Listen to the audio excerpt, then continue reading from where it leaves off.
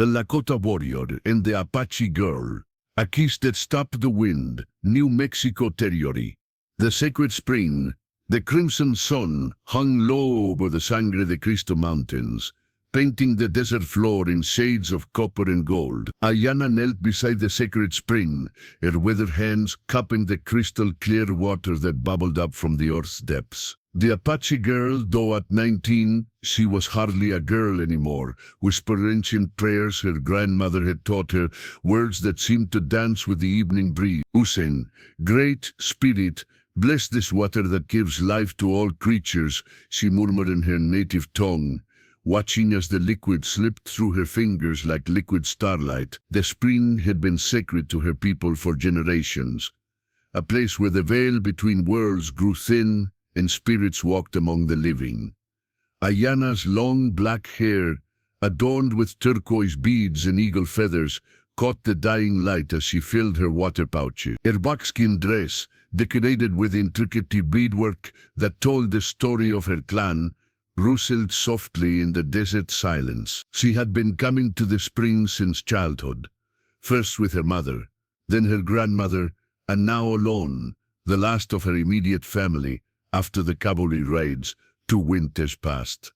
The sound of approaching hoofbeats made her freeze, her hand instinctively moved to the bone-handled knife at her waist, a gift from her father before his death.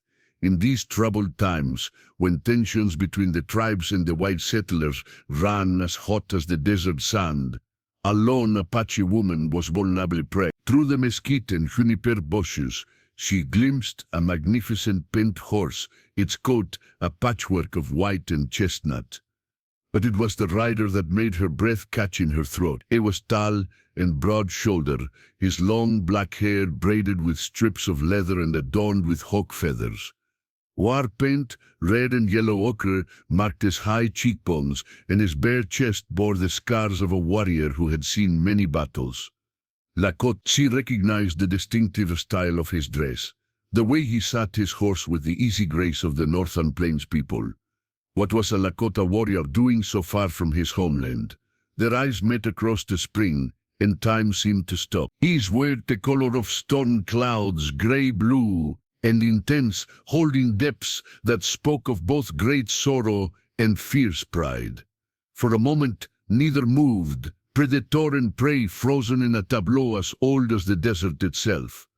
"How, Apache sister," he said finally, his voice deep and resonant. He spoke in the trade language that many tribes used to communicate, his accent marking him as one who had traveled far from the northern plains.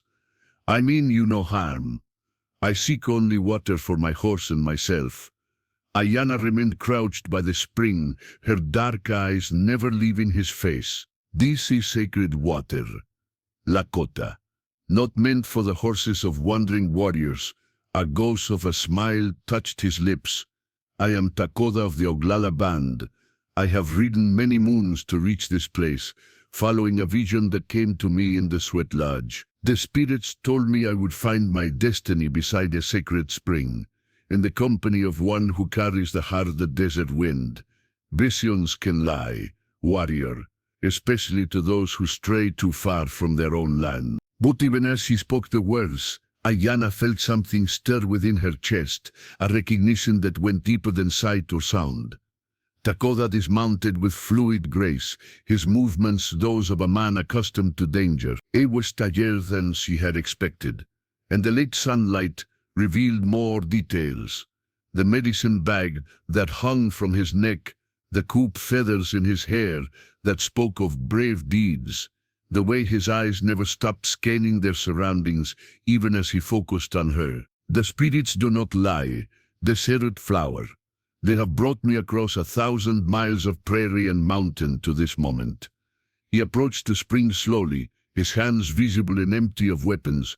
"I am no threat to you or your sacred place.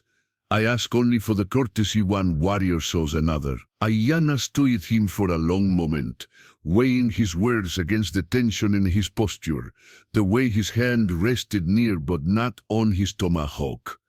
There was something about him that called to her, a recognition that seemed to echo in her very bones. "You may drink, Lakota." But know that this spring has seen the blood of my people spilled by those who came as friends. As has mine, Dakota replied quietly, kneeling beside the water. The blue coats have long memories and short honor. They remember our victories but forget their promises. As he cupped the sacred water to his lips, Ayana noticed the fresh scar that ran along his left shoulder, a bullet wound, by the look of it, and resent. You flee from something, warrior.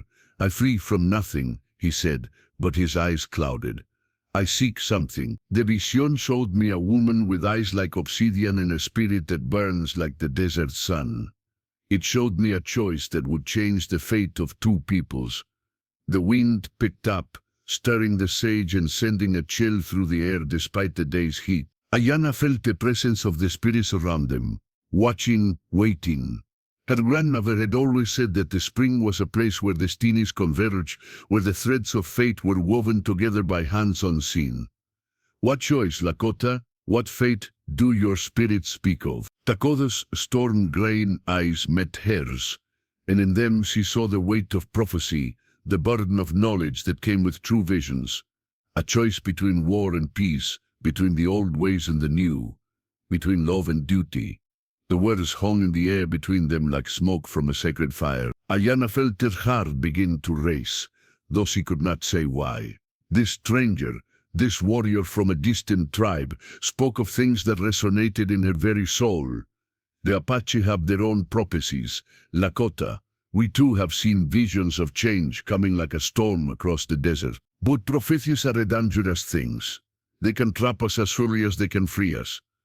Then perhaps, Dakota said, rising to his feet with the water still dripping from his hands, we should make our own fate, desert flower. Perhaps the spirits brought us together not to fulfill an old prophecy, but to write a new one. As the last light faded from the sky and the first stars appeared like scattered diamonds against the velvet darkness, Ayana found herself looking into the eyes of a man who might be her destiny or her doom. 3 days had passed since their meeting at the sacred spring, but Dakota found he could not shake the image of the Apache woman from his mind.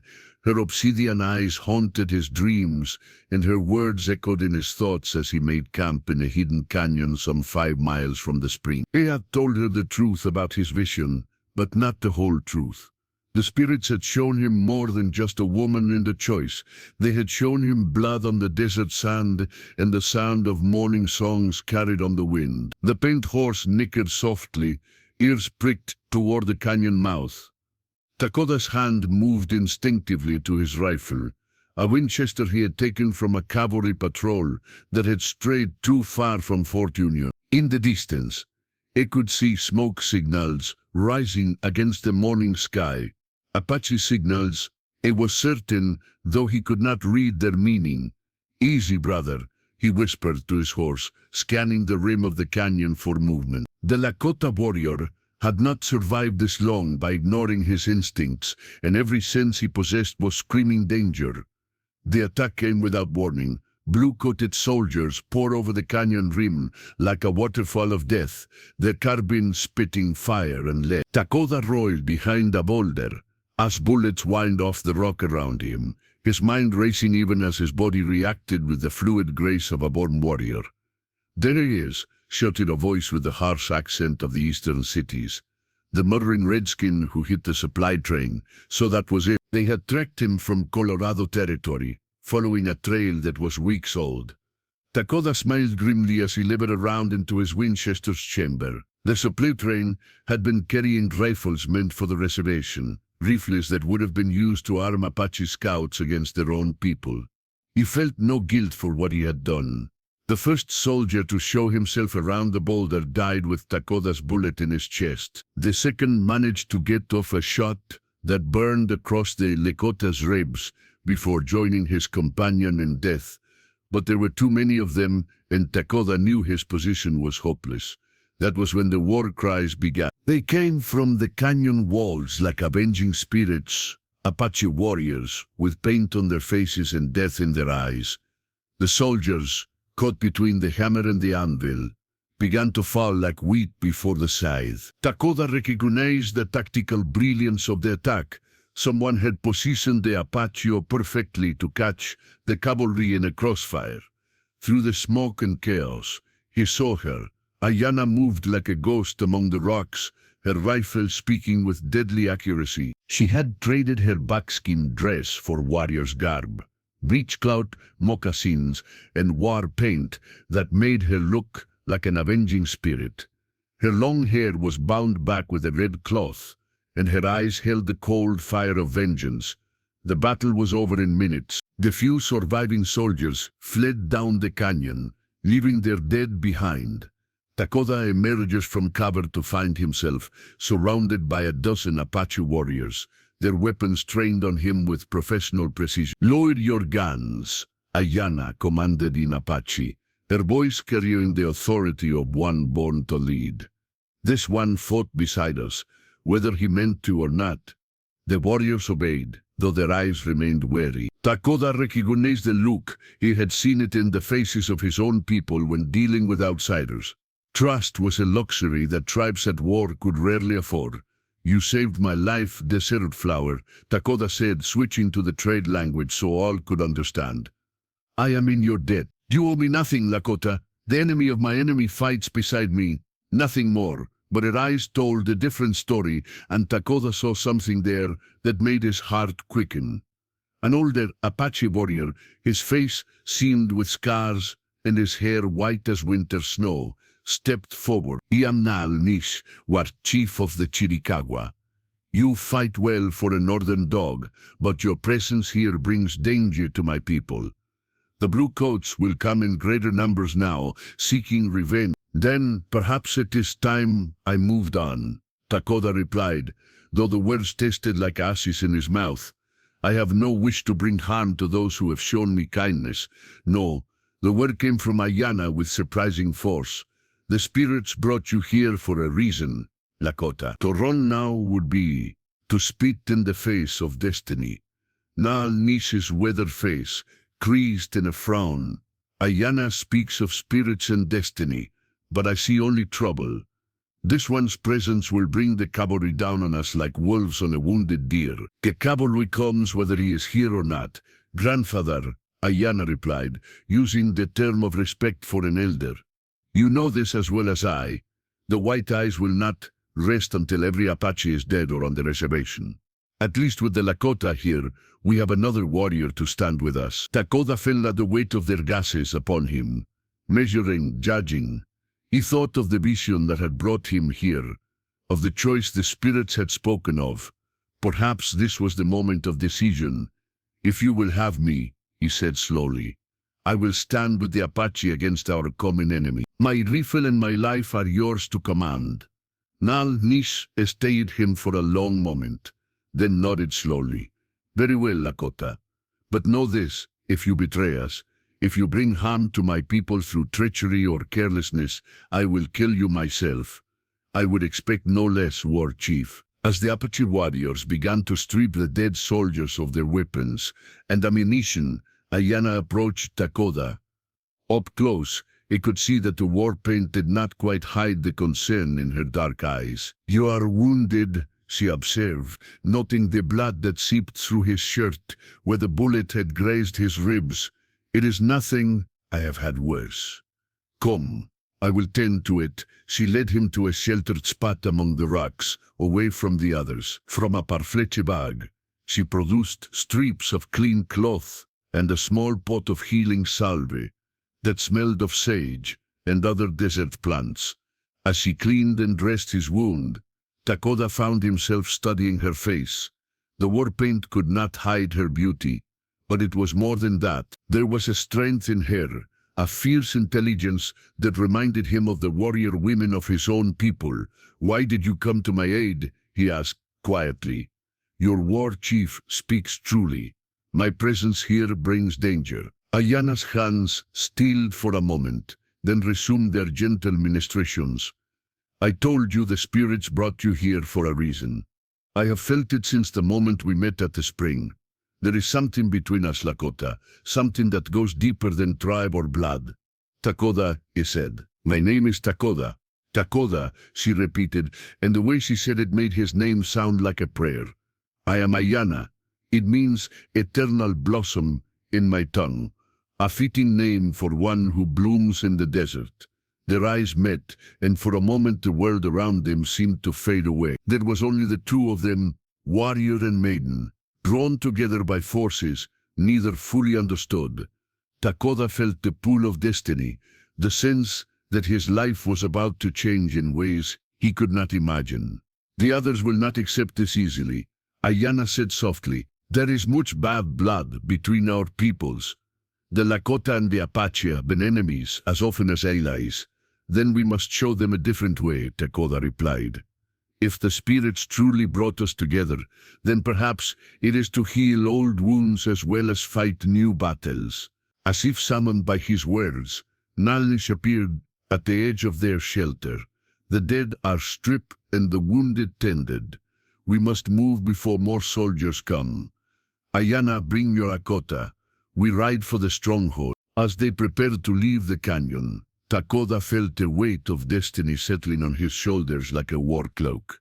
He had come to this place following a vision, seeking answers to questions he barely understood. Now, riding beside an Apache war party with Ayana at his side, he began to sense that the real journey was just beginning. The smoke signals that had risen that morning were still visible against the sky, carrying messages across the desert in the ancient language of fire and wind. Lakota could not read their meaning, but he sensed they spoke of change coming to the land, change that would test every bond of loyalty and love. The Apache stronghold was hidden deep in the Dragoon Mountains, a natural fortress of stone and shadow that had sheltered the Chiricahua for generations. As Lakota rode through the narrow canyon that served as its entrance, he marveled at the defensive advantages of the position. A handful of warriors could hold off an army here, and the multiple escape routes carved by wind and water through the rock ensured that the Apache could vanish like smoke if the position became untenable. The village itself was a marvel of adaptation to the harsh desert environment. Wikiup's traditional Apache dwellings, made of brush and hide, were scattered among the rocks in patterns that seemed random, but were actually carefully planned to provide maximum concealment from above. Cook fires were built in natural chimneys that dispersed the smoke, and water was channeled from hidden springs through ingenious systems of carved stone. As the war party entered the village, Lakota felt the weight of dozens of eyes upon him. Children peered out from behind their mothers' skirts, warriors fingered their weapons, and elders whispered among themselves in the rapid Apache tongue. They had expected no less. A Lakota warrior in an Apache stronghold was like a wolf among coyotes, similar enough to be recognized, but different enough to be dangerous. They do not trust easily, Ayana said quietly, riding beside him. Too many have come promising friendship only to bring betrayal. I understand. My own people have learned the same bitter lessons. Nalnis led them to the center of the village, where a large fire burned before the council. Around the fire sat the elders and war chiefs of the band, their faces carved by years of sun and struggle into masks of weathered dignity. At their head sat an ancient woman whose eyes held the wisdom of countless seasons. Grandmother Itza, Nalnis said, dismounting and approaching the fire with the respect due to the eldest of the clan. "You bring news of battle and a stranger who fought beside us." The old woman's gaze fixed on Lakota with an intensity that seemed to pierce his very soul. When she spoke, her voice was like the whisper of wind through dry leaves, but it carried clearly to every ear. "I have seen you in the smoke, Lakota warrior. The spirits have spoken of your coming for many moons. Step forward and let me look upon you properly." Lakota dismounted and approached the fire, feeling the weight of tradition and ceremony in every step. He had participated in councils among his own people, but this felt different, older somehow, as if the very stones around them held the memories of countless such gatherings. "I am Lakota of the Oglala Lakota," he said, his voice carrying clearly in the mountain air. "I come in peace, seeking shelter among friends." "Peace," the old woman repeated, and there was something like bitter laughter in her voice. "A word that has lost its meaning in these times. The White Eyes speak of peace while their soldiers burn our villages. They offer us reservations like cages and call it generosity. I know of their false promises. Grandmother, my own people have tasted their bitter gifts. Grandmother Itza studied him for a long moment, then nodded slowly. Yes, I see the truth in your eyes. You have lost much to the blue coats, as have we all. But why do you come here, so far from your own lands? What do you seek in the desert? Lakota felt a moment balanced on a knife's edge. The truth might damn him, but lies would surely do so. He can in following a vision. Grandmother, the spirits showed me a woman with eyes like obsidian and a choice that would change the fate of two peoples. They told me I would find my destiny beside a sacred spring. And murmuran through the assembled elders, and Lakota saw several of them glance toward Ayana. The young woman herself had gone very still, her dark eyes fixed on his face with an expression he could not read. Vision's grandmother Itza mused. Dangerous things, visions, they can lead a man to greatness or to his doom, and often it is impossible to tell which until the end. Tell me, Lakota, what did this vision show you of the choice you must make? Lakota hesitated, then decided on complete honesty. It showed me two paths, grandmother. One led to war and blood, with the Apache and Lakota fighting separately against the White Eyes until both peoples were destroyed. The other, he paused, his eyes finding Ayanas across the fire. The other led to unity, to two peoples becoming one in the fight for survival. But it also showed me that this path would require great sacrifice. What sacrifice? The question came from Naalnis, his voice sharp with suspicion. "I do not know, war chief." The spirits spoke in riddles, as they often do. They showed me images, a kiss that stopped the wind, a choice between love and duty, blood on the desert sand. But the meaning, he spread his hands helplessly. The meaning remains hidden. Grandmother Itza was quiet for a long time, staring into the flames as if seeking answers in their dancing light. When she finally spoke, her words sent a chill through the assembled council.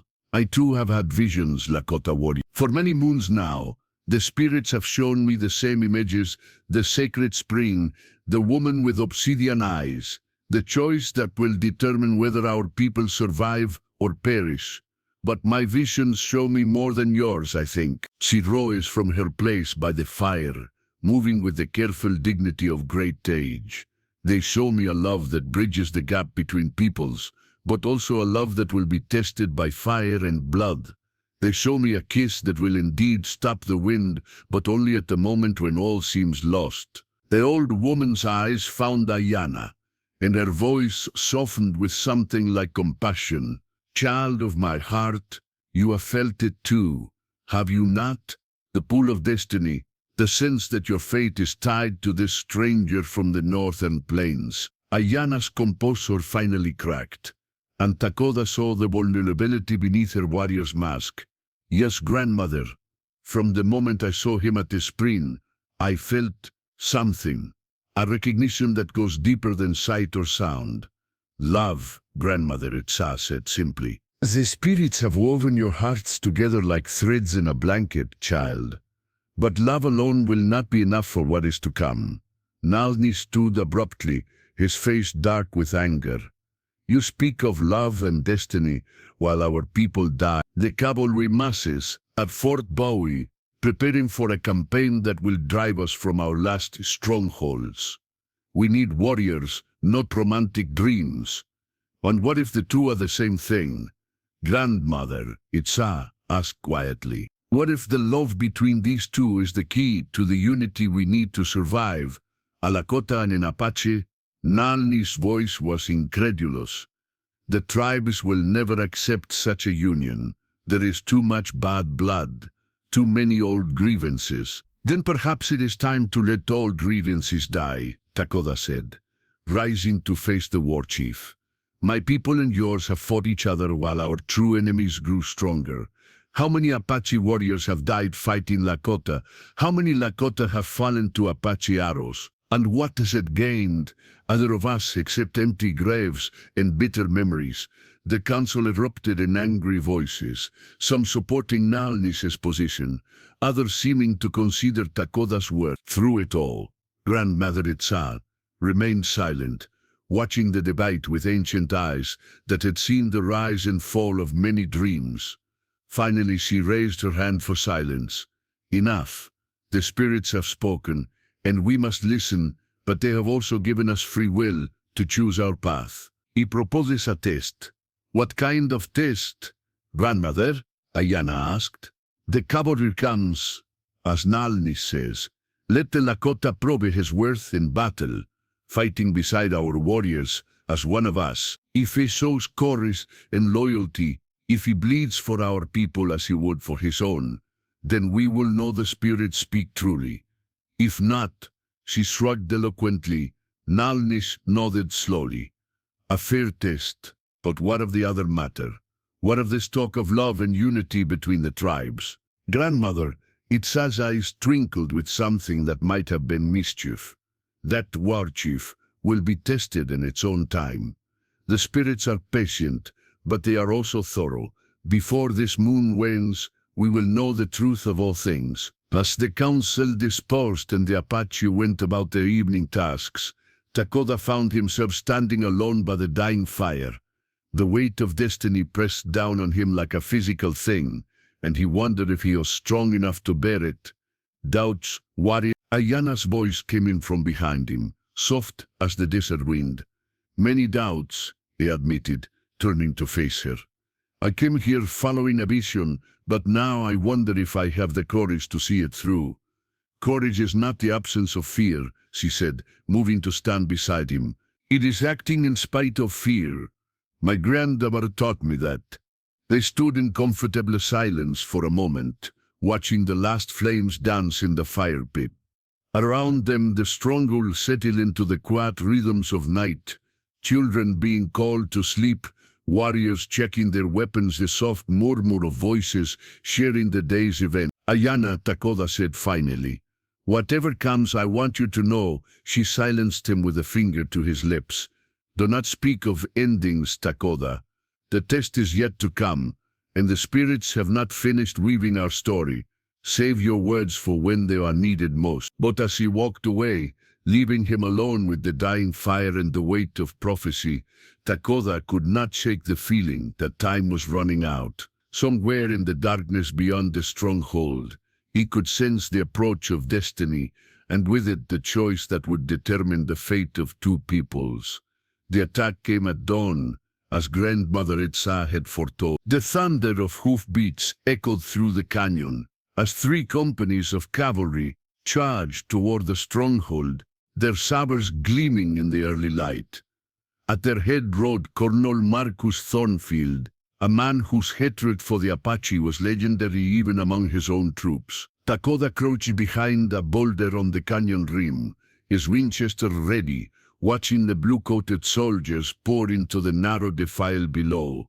Beside him, Ayana checked her rifle one final time, her face painted for war in the traditional Apache manner. Around them, 24 Apache warriors waited for Nalnis's signal, their weapons trained on the approaching enemy. Remember, the war chief had told them before taking his position, we let them come deep into the canyon, then close the trap. No one fires until I give the signal. It was a good plan, one that would maximize the Apache advantage in this terrain. But Takoda could see that something was wrong. The cavalry was advancing too confidently, too carelessly for soldiers entering what should be a deadly trap. Either their commander was a fool, or it's a trap, he whispered luridly to Ayana. They know about the ambush. Even as he spoke, the sound of gunfire erupted from the rear of the stronghold. A second force of soldiers, hidden in the rocks above, had opened fire on the Apache position. The trap had become a trap within a trap, and the Apache were caught in the middle. Betrayal. Nalnis's voice roared over the sound of battle. Someone told them our positions. The carefully planned ambush dissolved into chaos as Apache warriors found themselves caught between two forces. Some tried to retreat deeper into the stronghold. Others attempted to fight their way out of the canyon. The disciplined volleys of the cavalry cut down warrior after warrior, and Lakota could see that the battle was already lost. "We have to get the people out," Ayana said, her voice tight with controlled panic. "The women and children, they'll be slaughtered if they're trapped here." Lakota nodded, his mind racing. There was only one way out of the stronghold that the cavalry didn't know about, a narrow trail that led up through the rocks to a hidden canyon beyond. But someone would have to hold the soldiers off long enough for the non-combatants to escape. "Take the trail," he told her. "Get your people to safety. Not without you. Someone has to buy you time. I can hold them here for no." Her voice was fierce, final. "We go together or not at all." Around them the battle raged with increasing fury. Apache warriors fell one by one, their bodies scattered among the rocks like broken dolls. The cavalry pressed forward relentlessly, their superior numbers and firepower beginning to tell. That was when Lakota saw him, Colonel Thornfield himself, leading a squad of soldiers toward the heart of the stronghold where the women and children were hidden.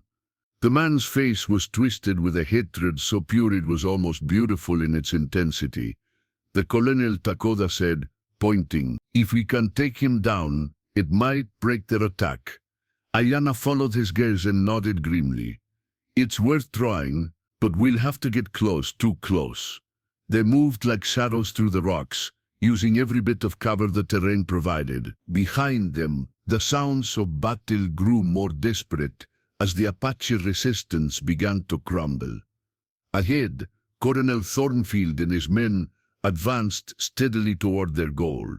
Lakota raised his rifle, sighting carefully on the colonel's chest. At this range, he could not miss. His finger began to tighten on the trigger. And then he saw the child. A little Apache girl, no more than 6 years old, had become separated from her mother and the cows. She stood directly in the line of fire, frozen with terror as the soldiers approached. If Lakota took his shot, now, the bullet might pass through the colonel and strike her. "Take the shot," Ayana whispered, urgently.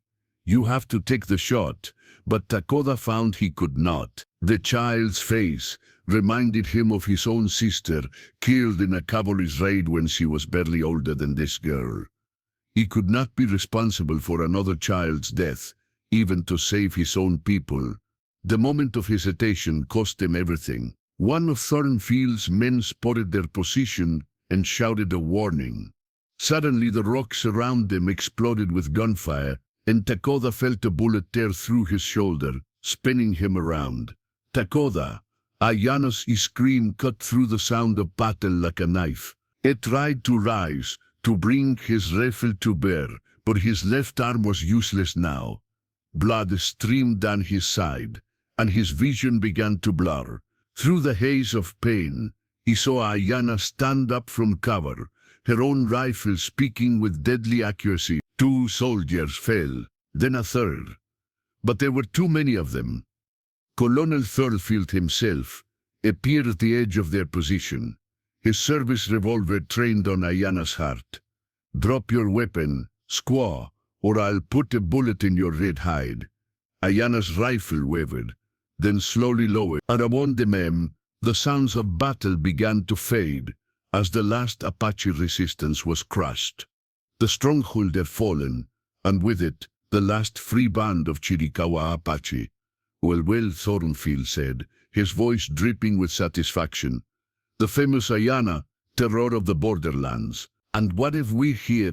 His cold eyes fixed on Lakota. "A Lakota by the look of him. Long way from home, aren't you, boy?" Lakota struggled to his feet, using his good arm to brace himself against the rocks. "Far enough," he managed. "I know you," Thornfield continued, studying Lakota's face. "You're the one who hit our supply train in Colorado. Been looking for you for months." He smiled, and it was like watching a snake prepare to strike. "Going to be a pleasure watching you hang."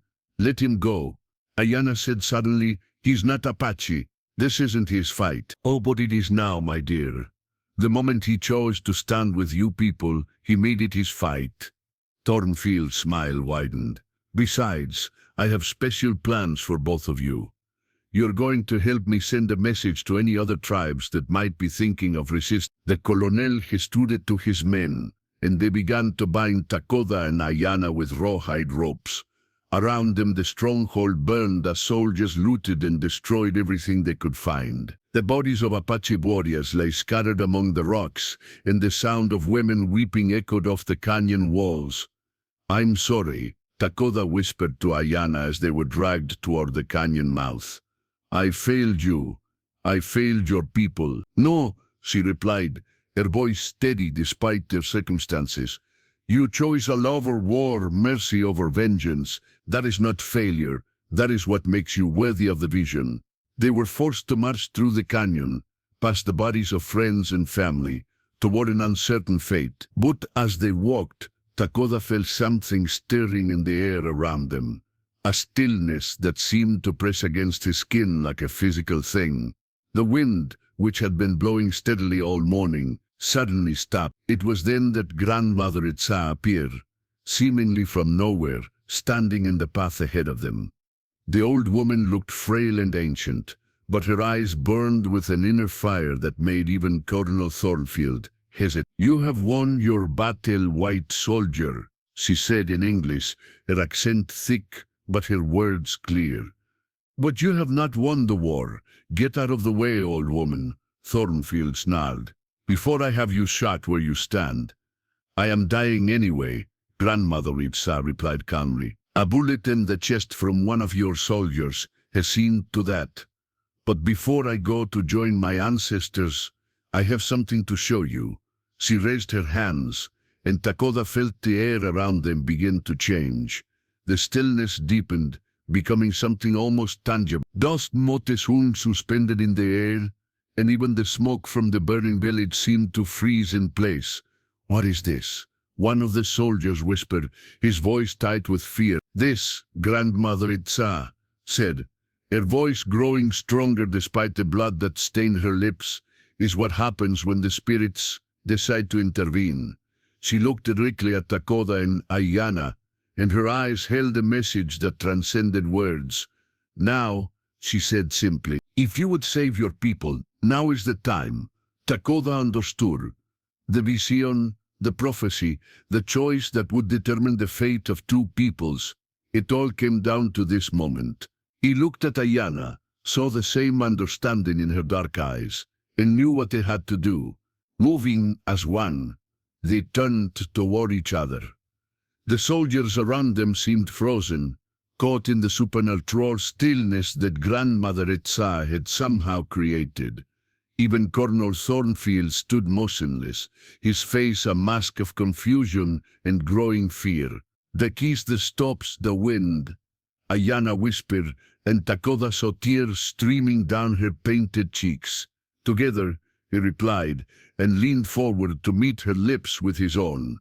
The moment their lips touched, the world exploded into light and sound. The supernatural stillness shattered like glass, and the wind rose from nowhere, howling through the canyon with the fury of 1,000 storms. But this was not a natural wind.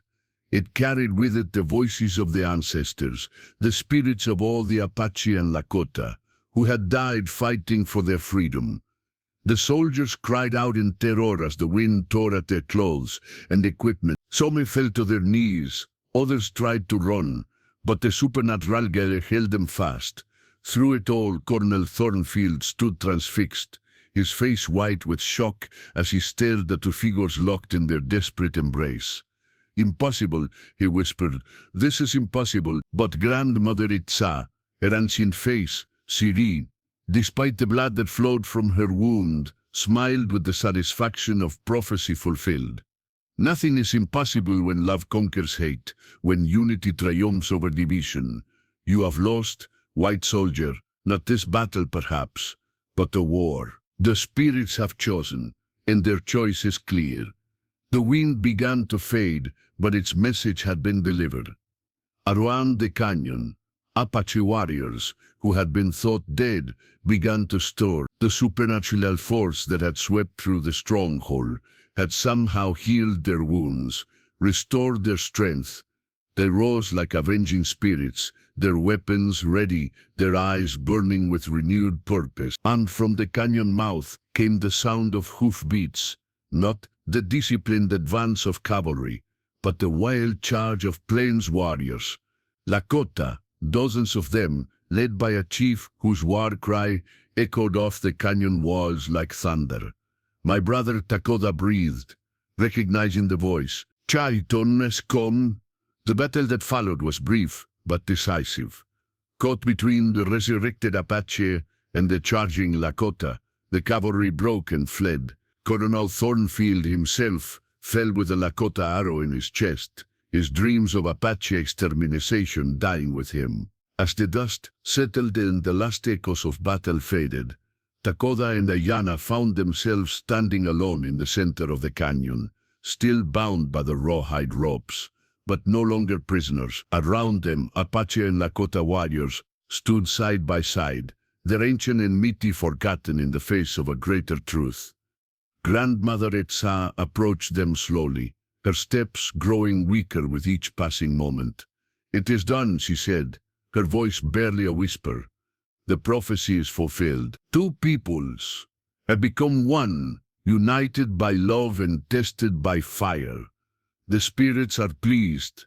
She reached out with trembling hands to touch their faces, one Apache, one Lakota, joined now by bonds stronger than blood or tribe. "Live well, children of my heart. Live well, and remember that love is the only force strong enough to stop the wind."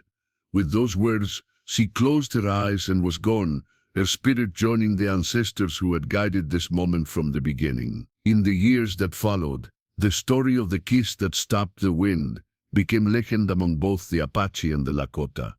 Lakota and Ayana became the bridge between their peoples, their love the foundation for an alliance that would help both tribes survive the dark times ahead. They built a new village in a hidden valley where Apache and Lakota children played together and learned each other's languages, where warriors from both tribes shared their knowledge and their strength, where the old hatreds were buried and new friendships were born. And sometimes, on quiet evenings, when the desert wind whispered through the sage, the elders would tell the story of how love conquered hate, how unity triumphed over division, and how a single kiss changed the fate of two peoples forever.